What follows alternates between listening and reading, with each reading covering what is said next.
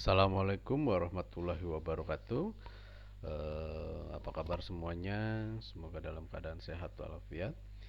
Pada kesempatan kali ini, izinkan saya ingin berbagi sedikit pengetahuan yang saya miliki tentang statistika, di mana pada pertemuan ini saya ingin memaparkan tentang apa sih sebenarnya statistika, gitu, sehingga pemahamannya lebih jelas ketika nanti belajar statistika di materi-materi selanjutnya.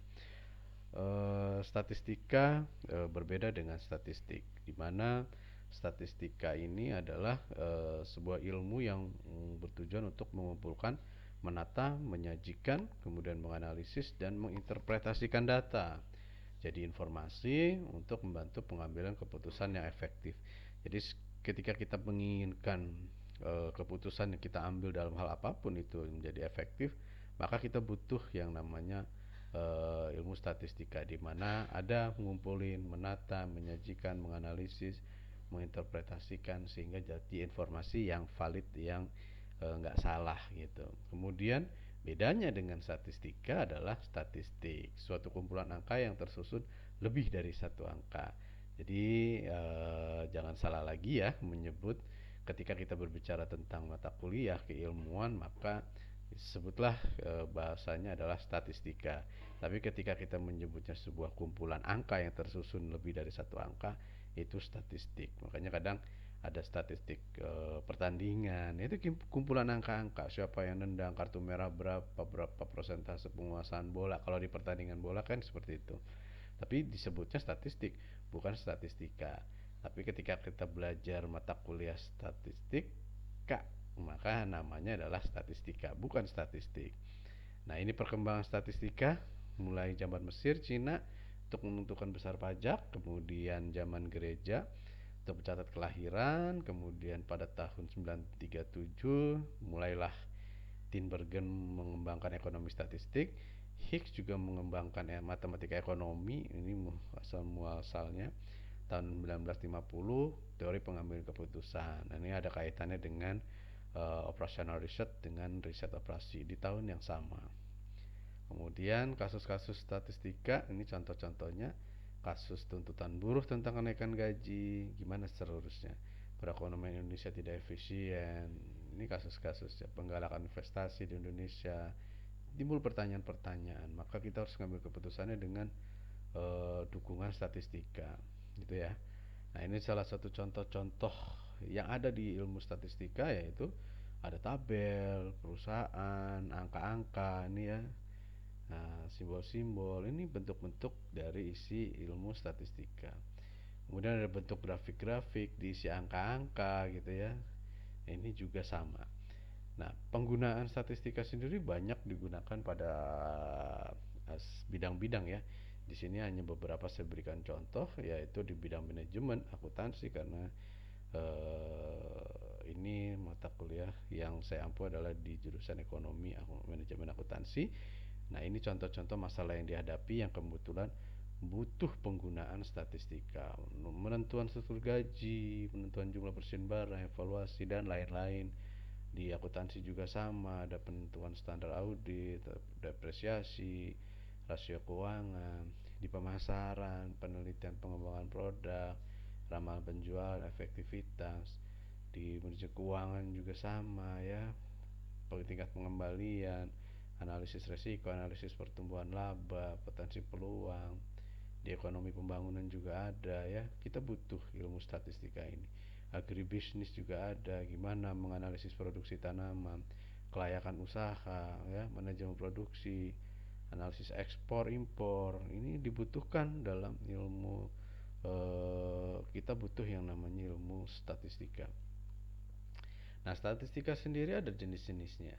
Ada statistika deskriptif, ada statistika induktif. Jadi ilmu statistika itu ada dua ya. Yang deskriptif itu nanti menyajikan materi-materi yang satu. Pertama, kita akan belajar penyajian data, pemusatan, penyebaran ya, ukuran penyebaran data, angka indeks, deret berkala, kemudian peramalan ya juga. Kemudian di statistik induktif atau nama lainnya adalah statistik inferensial ya di sini. Nanti kita akan belajar tentang probabilitas, teori keputusan, metode sampling, teori pendugaan, hipotesa, hipotesis, regresi, korelasi, kemudian ada statistik non parametrik. Itu adalah jenis-jenis statistika. Banyak banget ya. Kemudian kita akan belajar juga di ilmu statistika itu tentang populasi dan sampel. Populasi sampel itu Populasi itu sebuah kumpulan dari semua kemungkinan orang-orang, benda-benda, dan ukuran lain dari objek yang menjadi perhatian. Sementara sampel sendiri adalah bagian dari populasi. Sebagian aja, nggak usah semuanya. Contoh di gambar nih seperti ini, ketika populasi banyak bulat-bulatnya, di sampel ya cukup beberapa bagiannya saja. Tapi harus mewakili yang namanya sampel. Ada tekniknya nanti, lebih detail ada nanti materi pembahasan populasi dan sampel. Banyak sekali. Ini hanya gambaran umum tentang ilmu statistika ya. Jadi kita nanti akan belajar ini. Nah, kemudian ada jenis-jenis data. Kita berbicara statistika pasti akan berbicara dengan data.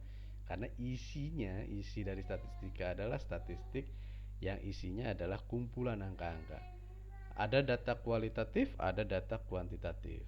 Data kualitatif itu sendiri adalah contoh yang bukan berbentuk angka, simpelnya ya. Kalau yang kuantitatif itu angka-angka bentuknya. Contoh jenis kelamin, warna kesayangan, asal suku, jenis kelamin gitu. Ketika ditanya jenis kelamin, jawabannya ya nggak mungkin angka 1, 2. Tapi perempuan, laki, waria misalkan. Ada warna kesayangan merah, kuning, hijau, asal suku Sunda gitu ya. Kemudian data kuantitatif dibagi dua lagi, ada data si discrete sama data continue. Discrete itu jumlah mobil, jumlah staff, jumlah TV dan lain-lain. Kalau data continue berat badan, jarak kota, luas rumah, ya berubah-ubah kalau continue itu. Kemudian tadi sudah jenis datanya, nah sekarang berdasarkan sumbernya. Jenisnya sudah, sekarang berdasarkan sumbernya. Ada data primer, ada data sekunder. Data primer itu wawancara langsung, tidak langsung, pengisian kuesioner. Ini contoh-contohnya. Artinya data primer itu yang kita dapatkan dari si objek yang kita teliti secara langsung atau dari orang pertamanya.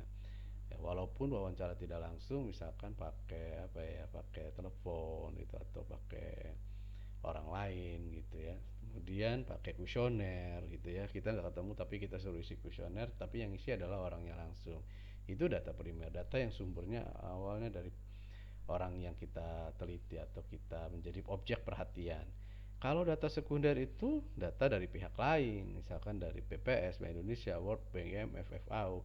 Bentuknya itu bentuk dokumentasi gitu, laporan-laporan keuangan, laporan-laporan statistik, ya yang sifatnya bukan dari sumber yang utamanya atau yang menjadi objek perhatian, tapi sudah diolah dulu gitu oleh pihak lain. Itu yang sekunder.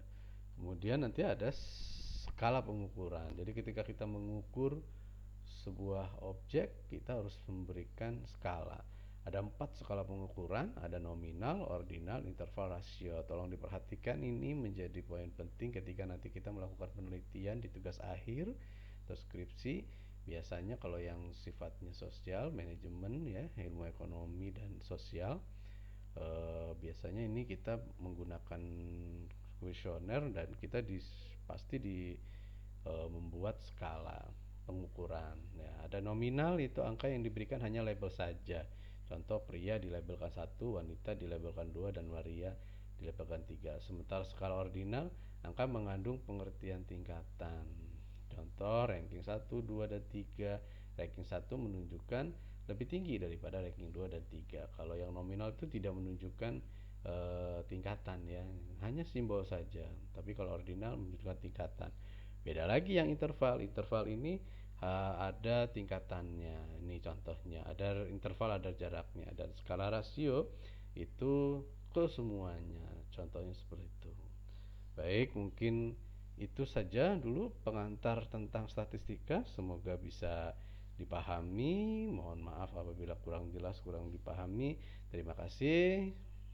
Saya akhiri. Wassalamualaikum warahmatullahi wabarakatuh.